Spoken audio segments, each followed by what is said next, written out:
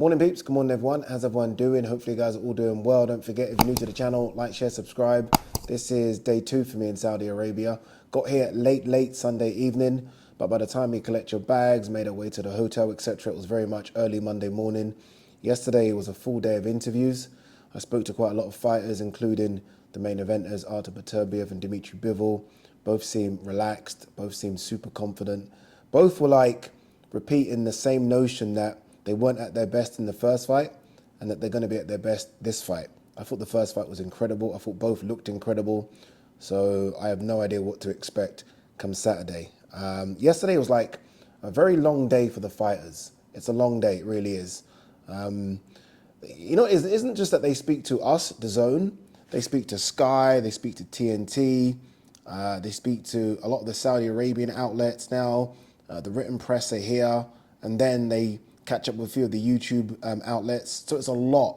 Even in our room, like the Zone, we had like a room set up. So I did an interview, and just in that room, they would then go to Emily Austin for an interview, and they would then go to Charlie Parsons for an interview, and then there was another YouTube channel in there, just in my room. And we're all asking the same fucking questions. Like, yeah, we try and make it a bit different, but ultimately, it's the same questions. And then they repeat that in Sky, they repeat that in TNT. Radio 5 Live was there, obviously Buatssi and his lot. It's just the same thing. So you can imagine for a fighter, okay, it must become really, really boring. Obviously, look, they got to do it, but it's a long day and it's a boring day. Today won't be as long. Today is Grand Arrivals, so that's quite short for the fight. It's only like an hour, hour and a half. Tomorrow is the media public workouts. Thursday, press conference. Friday, weigh-in. Saturday, showtime.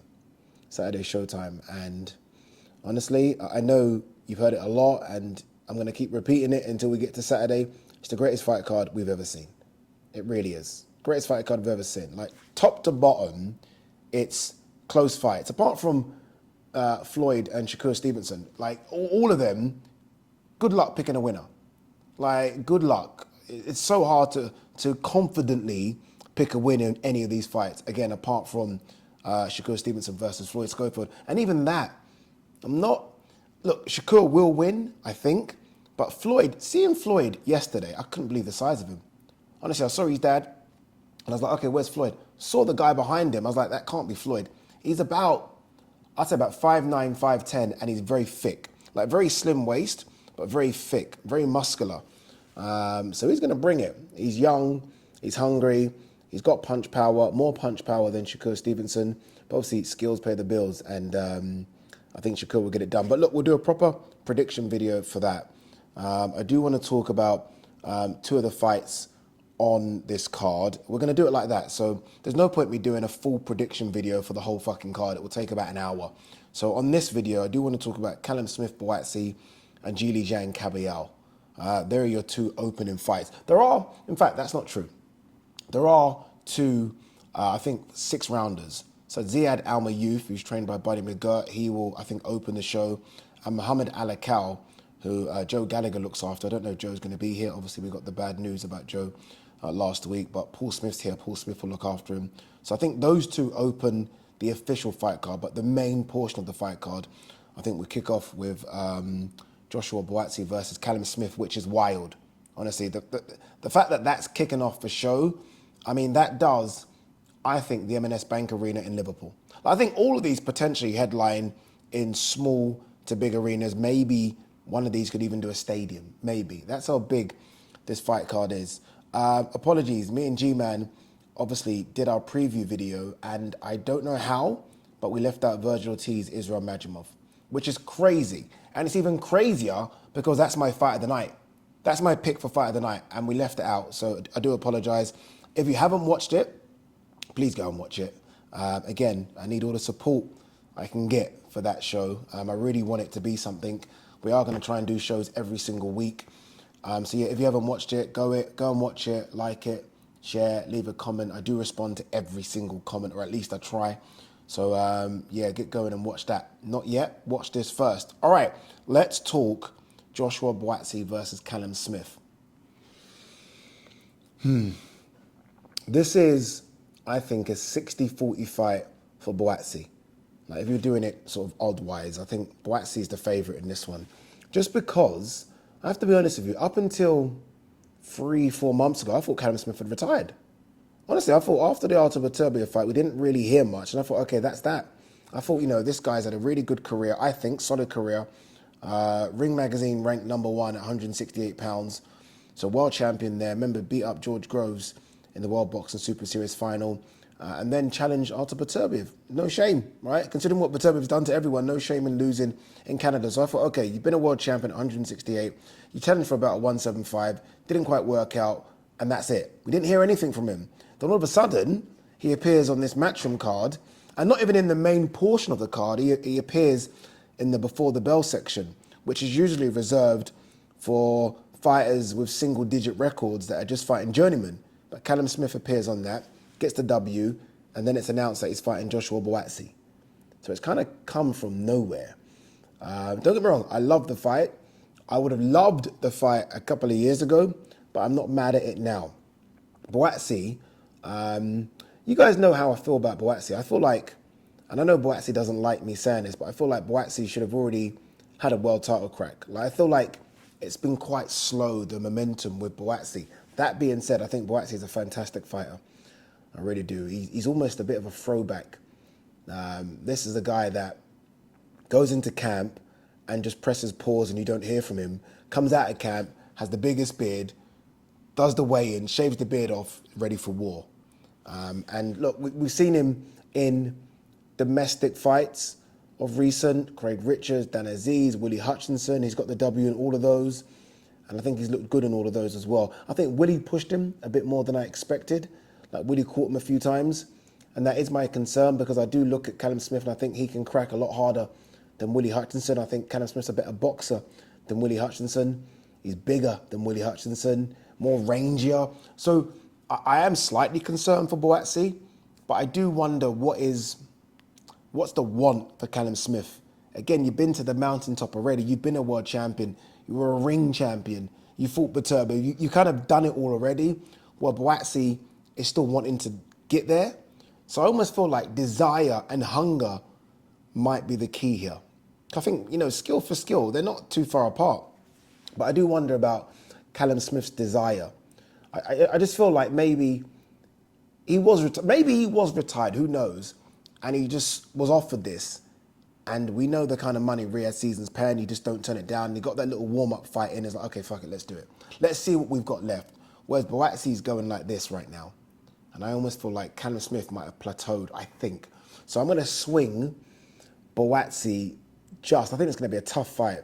I think BUATSI, late stoppage, if he can get to Smith, or BUATSI wins it something like 116, 112. But I think it's a very, very close fight. And then look, we'll see what happens with BUATSI after. Because all of a sudden, Benavidez looks like he's sort of jumped the queue a little bit, right? What one next? Oh, ZHILEI ZHANG, AGIT KABAYEL. I think 2 top 6 heavyweights. Like, if I was to do my rankings now, just off the top of my head, I'll say Usyk, I'll say Dubois. Bear in mind, this is with Fury calling it quits. So Usyk, Dubois, Parker, Kabayel, Zhang, Bakoli. Or somewhere, that Zhang, Kabayel, Bakoli thing is sort of whatever order you want to put it in. But we've got 2 top 6 heavyweights battling it out. Zhang, I feel like Zhang maybe doesn't get the respect he deserves. Zhang beat Joe Joyce twice. And, when you say that now, I feel like there's not enough stock put into it. But at the time that Zhang fought Joe Joyce was on his way to the top. And Zhang just detonated him, especially in that second fight. That knockout or knockdown in the second fight was brutal. And then he fought Joseph Parker on his way to a victory, just ran out of gas. I mean, he put Parker down effortlessly twice and just seemed to the batteries ran empty. So you look at his run. Okay, let's look at that run. The run is Hrgovic, I thought he beat. Go and watch that fight again. I thought he beat Hrgovic. So then it's Joe Joyce, back-to-back. Then it's Joseph Parker, Deontay Wilder, Kabayel. Solid. That's solid. He's 41 now, so he's no spring chicken. He has lost a bit of weight. I saw him yesterday doing the interviews, and they had to take the tops off and pose, and he looks like he's trimmed down. I'd say he's in the 270s, which is still enormous. What's that, 20 stone? But he has trimmed down from the near 300 pounds he was. So I think he's trying to be lighter on the feet. Kabayel is good though, you know. Kabayel is very, very underrated. Like Aslan Bekmambetov was considered a bit of a monster. Not anymore, but was. And Kabayel broke him down. Frank Sanchez is the one. I still think Frank went into that fight injured. I think there was a knee problem. But nonetheless, again, Agit Kabayel did what he needed to do. So he's been underdog twice. He's underdog in this fight, and I think he enjoys being an underdog. I ain't got a clue how this fight plays out. I do think Zhang's power is a bit of a madness. I really do think that. I do think Zhang could knock him out. Like Zhang hurt Hrgovic so many times. We saw what he did to Joe Joyce. He knocked down Parker, stopped Wilder. This guy can really crack with both hands, but it's that left hook which is a bit of a problem. Kabayel likes to shorten the distance and likes to really get on your body, in your face, very much in the Chisora kind of mold. That will wear down Zhang. Zhang's fitness levels are really bad at the best of times. If he's being forced to work, that could be a bit of a problem. Kabayel likes to go to the body as well. So Kabayel's forcing you to work, and then he's shutting down your body. Jeez. I am going to go Zhang. After all that, I'm going Zhang. I'm going Zhang late stoppage. No, that's a lie. I'm going Zhang mid to late stoppage. So Zhang 6-8. So I'm going Joshua Buatsi and I'm going Zhang. And by the way, I'm picking both of those guys with no confidence. I'm not even, no confidence whatsoever.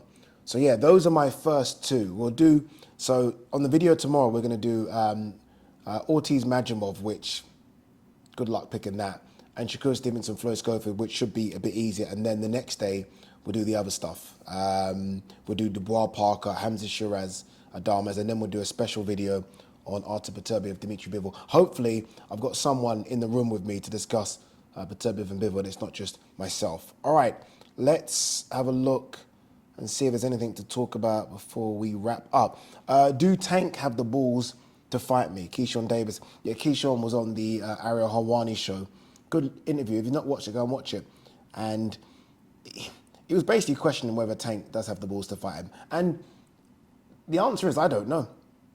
I don't know. Like, I think Tank's an incredible fighter. Tank probably is the best 135 pounder out there. And I put Loma in that, this version of Loma in that, put Shakur and I put Keyshawn.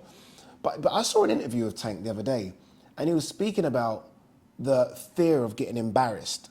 And he's also talking about the fact he was offered the Devin Haney fight and turned it down because he thought like the only way he would get a victory over here, because the fight was supposed to be over here, was if he knocked out Devin Haney.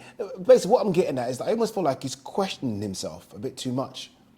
Obviously, he's spoken about retirement as well. So I don't know where Gervonta's head is. Honestly, I don't know where his head is. The fights that he's fighting are not fights we want to see. No disrespect to Frank Martin, no disrespect to Lamont Roach. We don't really want to see these fights, especially when you consider the guys in the 135-pound division, the top guys, again, the three champions, Loma, Shakur, and Keyshawn. Now, I do believe he wanted the Loma fight. I don't know what's going on with Loma at the moment, so I'm not going to dig him on that, although I will say Loma wanted that fight for so many years. All of a sudden, Loma starts to slip and you're calling for Loma. I hate it very much in the Floyd Mayweather mode. But Keyshawn's there now. Fight Keyshawn. Fight a fellow world champion. And you know, with these kind of fights, yeah, Keyshawn will take low ball money. Keyshawn would 100% take low ball money to fight Gervonta Davis. So would Shakur Stevenson. This is all down to Gervonta Davis. This is the thing with this. This is all down to Gervonta. Gervonta is almost in that Floyd and Canelo mode where they pick who they want to fight and the fighters don't pick them. So, yeah, we'll see.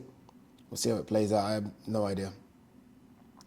Callum Smith, unconcerned about Joshua Buatsi sparring Andre Ward. Yeah, shouldn't be concerned about Buatsi. This isn't Buatsi sparring the Andre Ward. This is, I mean, no, I agree. I agree that there should be no concern at all. Artur Beterbiev, not really interested in fighting Canelo. That fight would never, ever happen. If Canelo didn't want to fight Benavidez, you think he's going to fucking fight Beterbiev? No chance whatsoever. I did push Beterbiev yesterday when I spoke to him. I said, look, any talk about cruiserweight? Like, do you want to go there? And I think he looks at Benavidez now. I think he looks at, all of a sudden, if he does get past Bivol, it isn't just, okay, there's no more challenges. There is. Because there is Benavidez. There potentially is BUATSI. So there are other challenges now coming through. So I think as long as there are no injuries and his body can hold on and hold up, remember he's, what, 40? Then I think he'll stay at 175, which is a bit disappointing. Hughie Fury coming for so-called top heavyweights. How old is Hughie Fury now? What a weird career. Like, just kind of strange, isn't it, Hughie Fury's career? 30 now. So I just want to quickly look at his recent run. There was a time, this is going to sound really wild to you guys listening to this now. There was a time when I thought he was the better boxer of the two being him and Tyson. There was a time when I thought that. All right, 29-3. But you know, you look at the 3 defeats, yeah? Povetkin, who was probably on the juice, Kubrat Pulev, and Joseph Parker. Joseph Parker's for a world title. The issue I've always had with him is I have no idea where he is. He's beating who he should beat. He's losing to who he should lose to. He's only 30, so we'll see what he can do. 3 fights in 2024. It's good. Yes, against nobody's 6-rounders, 8-rounders, but at least he's fighting. And then we'll see. He's got a TBA scheduled in for the 4th of April, York Hall, Bethnal Green. Providing he can stay injury-free, I do think there is something there. I do think there's something there. All right, guys and girls, we are done, and we will do another video, as I said, tomorrow, talking about the other fights on this ridiculous card.